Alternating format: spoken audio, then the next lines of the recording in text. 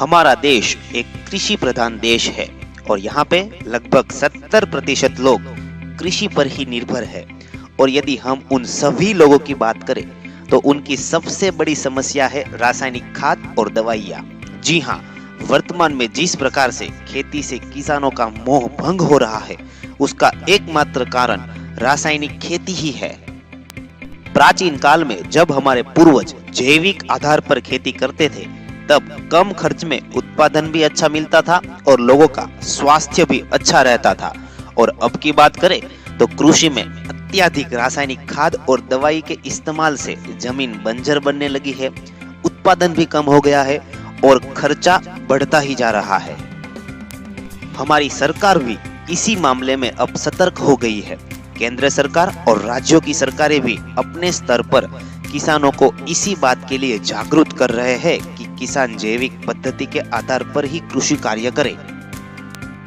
दोस्तों, अब इन परिस्थिति में आपको यह जानकर खुशी होगी कि एक स्वदेशी कंपनी पिछले 13 सालों से हिंदुस्तान में किसानों की इन सारी समस्याओं को दूर करने में अपना योगदान दे रही है। जी हाँ, और इस कंपनी का नाम है Netsurf communication private limited. Friends, Netsurf ने 2003 में ही हिंदुस्तान में जैविक क्रांति लाने के मकसद से बायोफिट नाम से कुछ प्रोडक्ट की रेंज तैयार की थी और इन सभी प्रोडक्ट के इस्तेमाल से किसानों को कृषि में शानदार रिजल्ट मिल रहे हैं। मैन्युफैक्चरिंग प्लांट महाराष्ट्र और सिक्किम में है। सन 2003 में सिक्किम के मुख्यमंत्री पवन चामलिंग और उनकी सरकार ने सिक्किम को ऑर्गेनिक स्टेट में बदलने का संकल्प लिया, जिसके बाद 2016 में अपनी नीतियों और प्रयासों से सिक्किम दुनिया का सबसे पहला ऑर्गेनिक राज्य घोषित हुआ और वहां पर भी ज्यादातर बायोफिट प्रोडक्ट्स का ही इस्तेमाल हो रहा है। बायोफिट प्रोडक्ट्स की यह रेंज बनाई है डॉक्टर अभय फड़के ने। वे हमारे देश के कृषि साइंटिस्ट हैं। उन्होंने जमीन में से निकलते पौधे पर 45 साल से संशोधन किया है। कौन सी वनस्पति में कौन से तत्व है और कौन से पौधे पर कौन सी जैविक चीजें इस्तेमाल करने से उसका अच्छा विकास किया जाता है, ये सब उनके संशोधन है। डॉक्टर अभय फड़के ही वो साइंटिस्ट है जिन्होंने नीम की पेटेंट इंडिया को वापस दिलाई थी। उन्होंने ही ये बायोफिट रेंज की प्रोडक्ट बनाई है। यह सारी प्रोडक्ट्स ऑर्गेनिक प्रोडक्ट्स है, 100% इको फ्रेंडली प्रोडक्ट्स हैं। हम किसी भी फसल पर इसका इस्तेमाल कर सकते हैं और इसके इस्तेमाल से उत्पादन में मिनिमम 25 से 40% की बढ़ोतरी होती है। तो यारो, इन बायोफिट की प्रोडक्ट्स में से सबसे पहले हम बात करते हैं स्टीमरिच की। स्टीमरिच में प्लांट ग्रोथ रेगुलेटर्स, बायोस्टिम्युलेंट्स और साइटो हार्मोन्स ऐड किए गए हैं। अब ये सभी कंटेंट फसल पर कैसे काम करते हैं यह जानने के लिए हम वनस्पति की प्रोसेस को ही समझते हैं। किसी भी फसल के पौधे के लिए ये प्रोसेस एक समान ही होती है। यहाँ पे आप देख सकते हैं कि किसी भी पौधे को विकसित होने के लिए पानी और मिनरल्स की जरूरत होती है जो वो अपने जड़ों के माध्यम से जमीन से लेता है। उसके बाद वो सूर्य प्रकाश की मौजूदगी में पत्तियों में रहे हरित द्रव्य के कारण प्रकाश संश्लेषण की प्रक्रिया करता है। उस वक्त उसे कार्बन डाइऑक्साइड की जरूरत होती है जो वो हवा से लेता है और बाद में ऑक्सीजन रिलीज करता है। ऐसी प्रोसेस बार बार करने से उनमें फल, दाने आदि बनते हैं।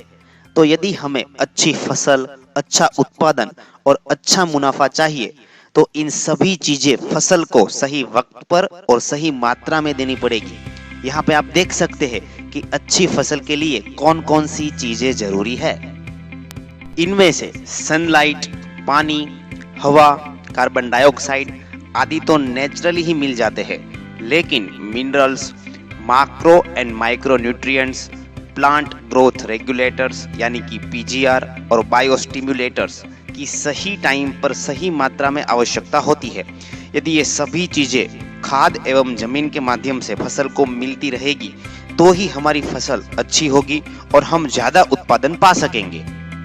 अगर हम स्टीमरिच की बात करें तो उनमें साइटोकाइनिन, ऑक्सिन, जिब्रेलिन, फ्लोरिजन जैसे प्लांट ग्रोथ रेगुलेटर्स मौजूद है और humic acid, seaweed extract, folic acid, enzymes, proteins, carbohydrate और माइक्रो ऑर्गेनिज्म बैक्टीरिया जैसे बायोस्टिमुलेंट भी मौजूद है। मार्केट में आपको दूसरी कई सारी कंपनियां मिलेगी जो ये सभी चीजें अलग अलग बेचती है, लेकिन नेटसर्फ ही एक ऐसी कंपनी है जिन्होंने नैनो टेक्नोलॉजी का इस्तेमाल करके ये सभी कंटेंट को मिलाकर स्टीमरीज को तैयार किया है। तो दोस्तों, अब आगे यह देखते हैं कि स्टीमरीज का इस्तेमाल हमें कैसे और कब करना है। सबसे पहला स्टेज है सीड जर्मिनेशन, यानी कि बीज उपचार में हमें स्टीमरीज का इस्तेमाल करना है। स्टीमरीज की मदद से हम किसी भी प्रकार की फसल का बीज उपचार कर सकते हैं। इसके लिए आप 1 लीटर पानी में 10 से 15 ml स्टीमरीज डाल के बीज के ऊपर बारीक छिड़काव करें। बहुत ज्यादा गीला नहीं करना है और उसके बाद 20 से 30 मिनट तक आप उसे छांव में रहने दो, फिर आप उसकी बोनी कर सकते हो। ऐसा करने से बीज का अंकुरन यानी कि जर्मिनेशन 90 से 92% होता है। आप किसी भी बीज के पैकेट पर पढ़ लो, उनके ऊपर सीड जर्मिनेशन 60 to 70% ही लिखा हुआ आता है, पर जब हम उन बीज का स्टीमरीज से उपचार करते हैं तो उनका जर्मिनेशन यानी कि अंकुरन बढ़ के 90 to 92% तक हो जाता है। अब आगे जब हमारी फसल लगभग 3 से 5 पत्ते की हो जाती है, तब उस पर स्टीमरीज का पहला छिड़काव करना है। जब हमारी फसल 10 से 15 दिन की होती है, तब उनमें 3 से 5 पत्तियां आ जाती है। उस दौरान स्टीमरीज का स्प्रे करना बहुत ही जरूरी है। इसके लिए आपको 15 लीटर पानी के साथ 15 ml स्टीमरीज लेना है और पंप से स्प्रे करना है। ऐसा करने से स्टीमरीज में मौजूद ऑक्सीजन हमारे फसल की जो सफेद जड़ें होती है उनकी संख्या को बढ़ाता है। कोई भी फसल में 2 टाइप की जड़ें होती है। एक होती है मेन जड़ जो फसल को सपोर्ट देने का काम करती है, और दूसरी होती है सफेद जड़ें जो जमीन में से पानी, मिनरल्स, माक्रो और माइक्रो न्यूट्रिएंट्स आदि को खींच के फसल को देने का काम करती है, जिससे फसल को सही मात्रा में पानी और न्यूट्रिशन मिलने लगेगा। इससे पत्तों की साइज बढ़ेगी, पत्तों में हरापन बढ़ेगा, जिसकी वजह से प्रकाश संश्लेषण की क्रिया बढ़ेगी और इससे फसल की ग्रोथ और अच्छी होगी। नेक्स्ट, दूसरी बार स्प्रे तब करना है जब हमारी फसल 20 से 25 दिन की हो जाती है, जिससे फसल का वेजिटेटिव ग्रोथ होता है, यानी कि ज्यादा से ज्यादा टहनियां निकलती है, और फसल में जितनी ज्यादा टहनियां रहेगी उतनी ही हमारी फसल स्ट्रॉन्ग बनेगी और उसमें ज्यादा फूल और फल आएंगे। आगे का स्प्रे हमें फ्लावरिंग स्टेज में करना है। जब फसल में फ्लावरिंग होता है, फसल में फूल और कली लगने की अवस्था होती है, तब हमें तीसरा स्प्रे करना है। ऐसा करने से फूलों की संख्या बढ़ेगी और स्टीमरीज फूलों को गिरने से भी रोकता है। आगे चौथा स्प्रे ग्रेन फिलिंग और फ्रूट फॉर्मेशन स्टेज में करना है, यानी कि जब फसल में दाने भरने या फिर फल बनने की शुरुआत होती है, उस अवस्था में हमें स्टीमरीज का चौथा स्प्रे करना है। ऐसा करने से फूलों में से फलों का कन्वर्जन ज्यादा होगा, दाने, फलों की साइज बड़ी होगी, उसकी चमक, टेस्ट, कलर आदि सब अच्छा रहेगा। तो फ्रेंड्स, इस तरह फसल की पूरी सीजन के दौरान आपको स्टीमरीज का 3 से 4 बार ही स्प्रे करना है, और हर बार स्प्रे करते वक्त आपको 15 लीटर के पंप में पानी के साथ 15 ml स्टीमरीज मिलाना है। अब हमारा नेक्स्ट प्रोडक्ट है बायो 95। फ्रेंड्स, हम जब भी कोई कीटनाशक या रासायनिक दवाई मार्केट से लाते हैं तो उसके ऊपर साफ साफ लिखा होता है कि ये दवाई पेट्रोलियम बेस है, यानी कि इस दवाई में तेल की मात्रा है, और उस दवाई की सोल्यूबिलिटी यानी कि उसकी घुलनशीलता भी उसके ऊपर लिखी हुई मिलेगी। आमतौर पे वहाँ 70 और 80% लिखा हुआ आता है। इसका यह मतलब होता है कि ये दवाई पानी में 70 से 80% ही घुलेगी। इसी कारण से जब भी हम कोई कीटनाशक और रासायनिक दवाई पंप में पानी के साथ मिलाते हैं तो वह पानी में अच्छी तरह से घुलती नहीं है, और उसके बाद जब हम उसका स्प्रे फसल पर करते हैं तो कुछ जगह पर पानी गिरता है और कुछ जगह पर केमिकल गिरता है। अब ऐसा होने से हमें जो कीट या रोग को हटाना था वो पूरी तरह से नहीं हटेगा, और इसके लिए हमें बार बार स्प्रे करना पड़ता है, और इसी तरह हमारा दवाई का खर्च बढ़ जाता है।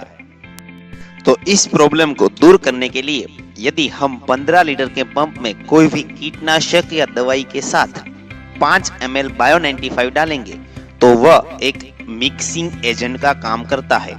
इससे पानी और दवाई 100% मिक्स हो जाती है और दवाई की कार्य क्षमता भी बढ़ जाती है। इसीलिए हमें एक बार स्प्रे करने से ही अच्छा रिजल्ट मिलता है और इस तरह दवाई के पीछे होने वाला हमारा खर्च भी कम हो जाता है।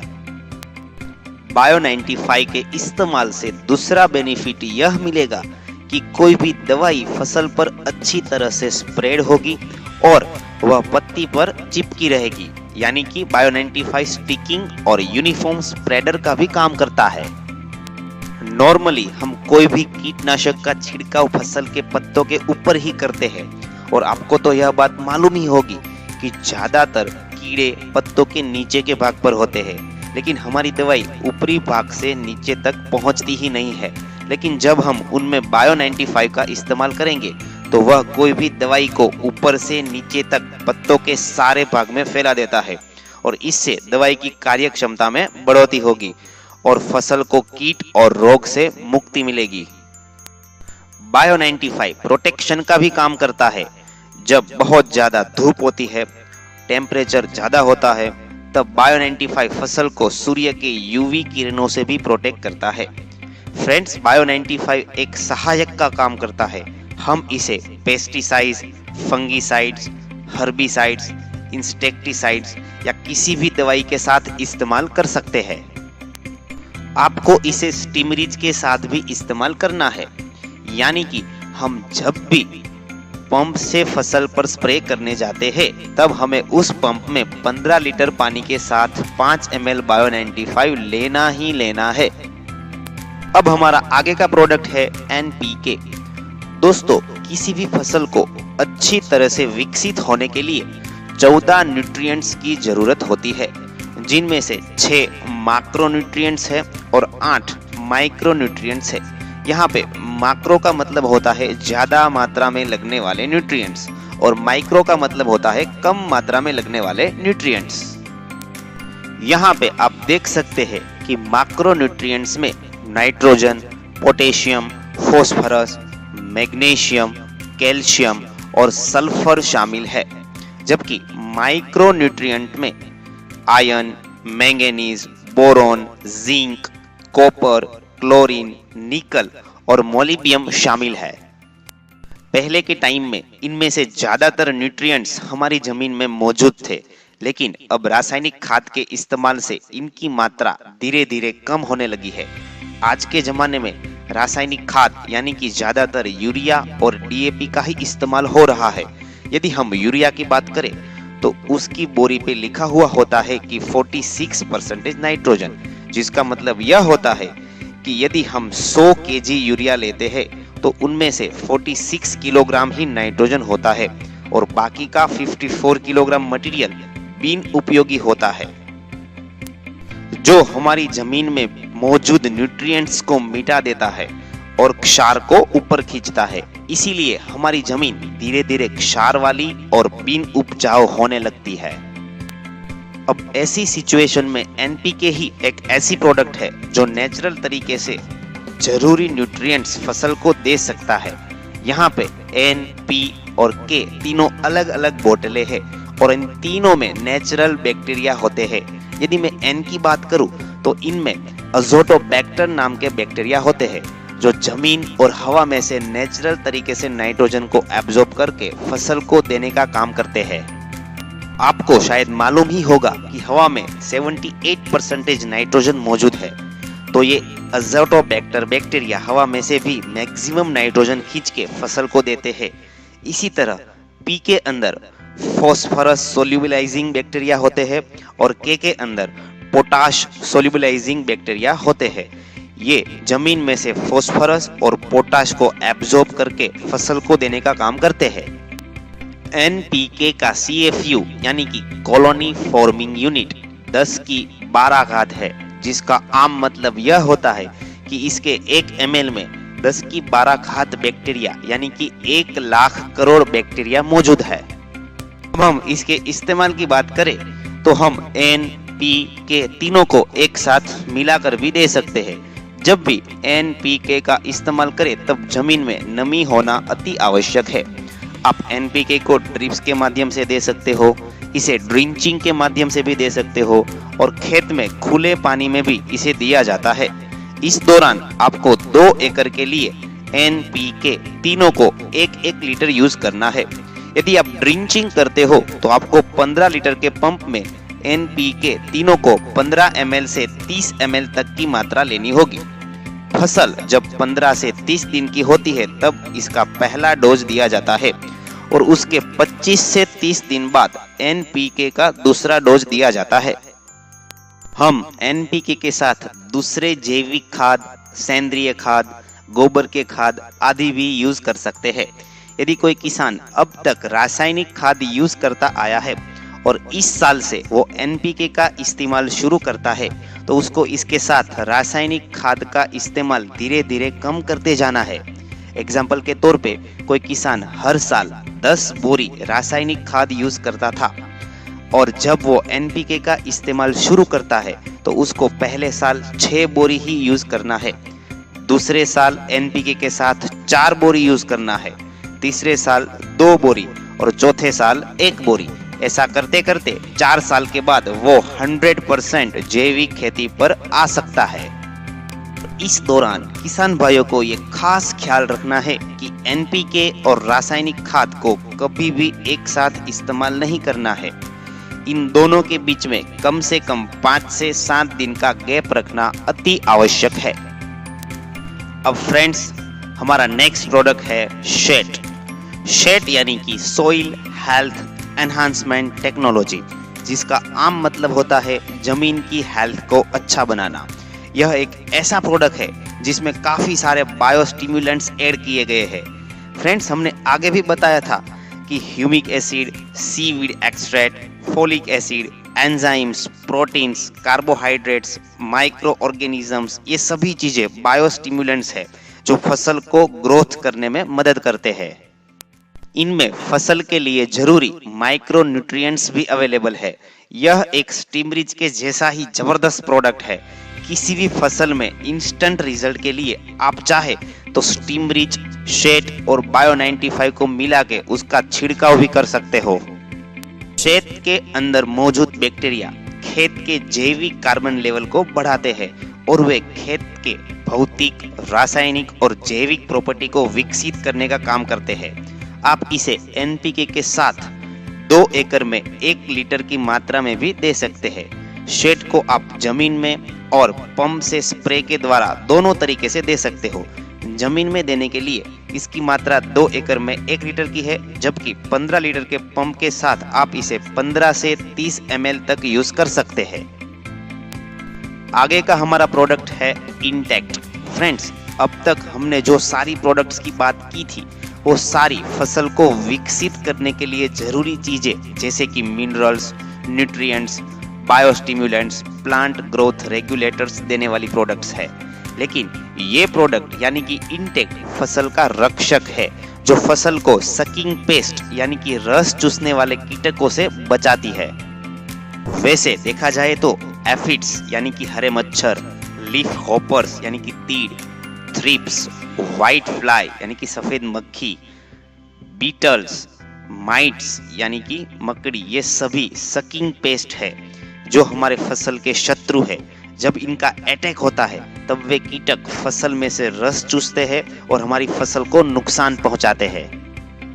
तो इंटेक के इस्तेमाल से हम इन सभी सकिंग पेस्ट से फसल को बचा सकते हैं। यह एक 100% इको फ्रेंडली प्रोडक्ट है। इनमें कई तरह के नेचुरल ऑयल्स का इस्तेमाल किया गया है और इसमें एल्डिहाइड, कीटोन्स, टर्पेंट्स एंड अल्कलॉइड्स को भी नेचुरल तरीके से ऐड किया गया है। ये सभी कंटेंट की वजह से ही जब हम इंटेक का छिड़काव करते हैं तब कीटकों के अंडे नष्ट हो जाते हैं। यदि एक बार भी ये दवाई कीटकों के डंक में घुसती है तो वे उसके खाने की क्षमता को नष्ट कर देती है। इंटेक के छिड़काव से पत्तों के टेस्ट और स्मेल चेंज हो जाते हैं। इसी वजह से ही कोई भी कीटक फसल से दूर भागते हैं। जब कीटकों की संख्या 30 से 40% से ज़्यादा हो जाती है तब उसे नष्ट करना बहुत ही मुश्किल हो जाता है। इसीलिए पॉजिटिव रिजल्ट को पाने के लिए इंटेक का इस्तेमाल शुरू से ही करना बहुत जरूरी है। आप चाहे तो हर 15 दिन में इसका इस्तेमाल कर सकते हो। इसके लिए आपको 15 लीटर के पंप में 30 ml इंटेक लेना है और एक फॉइलर स्प्रे यानी कि पत्तों को भिगा दे ऐसा स्प्रे करना है। नेक्स्ट प्रोडक्ट है रैपअप। यह एक 100% जैविक और नेचुरल फफूंदनाशक प्रोडक्ट है। जब हम इसका छिड़काव करते हैं तो फसल पर एक कोटिंग तैयार होता है और वह किसी भी फंगल और वायरस को अंदर दाखिल होने से रोकता है। जब ज़्यादा बारिश होती है और उसके बाद जब धूप निकलती है तब खेत में और फसल पर फफूंद डेवलप होने लगती है। तो यदि हमने रैपअप का पहले से ही इस्तेमाल किया रहेगा तो हमें यह समस्या नहीं आएगी। यदि कोई किसान फफूंद आने के बाद भी इसका छिड़काव करता है तो 48 आवर्स में सारी फफूंद नष्ट हो जाएगी। फसल पर छिड़काव करने के लिए 15 लीटर के पंप में आप इसे 30 ml तक इस्तेमाल करें। आप इसे स्टीम ब्रीज और बायो 95 के साथ भी यूज कर सकते हैं। जमीन के अंदर जड़ों में फंगल को रोकने के लिए आप इसे पानी के साथ जमीन में भी दे सकते हैं। और ऐसे वक्त आप 1 एकड़ में 1 लीटर रैपअप इस्तेमाल करें। यहाँ पे एक बात का खास ख्याल रखना है कि आपको रैपअप और शेड को कभी भी एक साथ इस्तेमाल नहीं करना है। इसके अलावा आप बाकी की सभी प्रोडक्ट का एक साथ इस्तेमाल कर सकते हो। हमारा आगे का प्रोडक्ट है एनकाउंटर। यह एक नेचुरल चारामार दवाई है। नेटसफ ने अभी तक इसे मार्केट में लॉन्च नहीं किया है। वैसे देखें तो कंपनी अभी इस प्रोडक्ट के ऊपर काम कर रही है। बहुत जल्द ही ये मार्केट में अवेलेबल होने वाला है। यह एक नॉन सिलेक्टिव प्रोडक्ट है, यानी कि इसको फसल और चारा में कुछ भी अंतर मालूम नहीं रहता है। आप जिसके ऊपर भी इसका इस्तेमाल करोगे इसे यह नष्ट कर देगा। इसलिए आपको सिर्फ चारे के ऊपर ही इसका छिड़काव करना है। यह एक 100% जैविक और नेचुरल चारामार दवाई है। इसके इस्तेमाल से खेत को कुछ भी नुकसान नहीं होगा। तो दोस्तों, बायोफिट की एग्रीकल्चर में इस्तेमाल होने वाली सारी प्रोडक्ट्स की जानकारी यहाँ पर खत्म होती है। अब इसका इस्तेमाल करने से पहले आपको कुछ बातें जानना बहुत ही जरूरी है। जैसे कि जब भी आप पंप इस्तेमाल करें तो उससे पहले आपको उसे अच्छी तरह से गर्म पानी और साबुन से साफ करना है। दूसरी जरूरी बात, आप जब फसल पर बायोफिट प्रोडक्ट के साथ साथ केमिकल दवाई और खाद का भी इस्तेमाल करते हैं तब उसमें कम से कम 5 से 7 दिन का गैप अवश्य रखें। बायोफिट प्रोडक्ट्स को किसी भी रासायनिक खाद और दवाई के साथ इस्तेमाल नहीं करना है। कभी कभार बायोफिट प्रोडक्ट के शेड्यूल एवं इसकी मात्रा में जमीन, एटमॉस्फेयर और फसल के हिसाब से कुछ चेंजेस भी करने पड़ते हैं। यारो, मेरा तो यह मानना है कि यदि कोई किसान इन सारी प्रोडक्ट्स का सही वक्त पर और सही तरीके से इस्तेमाल करता है तो उसे 100% रिजल्ट मिलेगा ही। ये और इसके माध्यम से एक अच्छी इनकम भी कमा सकते हो। प्रोडक्ट्स एवं बिजनेस की इंक्वायरी के लिए आप हमें इस नंबर पर कांटेक्ट जरूर कीजिए। फ्रेंड्स, आपको मेरा यह वीडियो अच्छा लगा हो तो इसे अपने दोस्तों के साथ शेयर कीजिएगा। अपने सुझाव और एक्सपीरियंस कमेंट में लिखें। और यदि अब तक आपने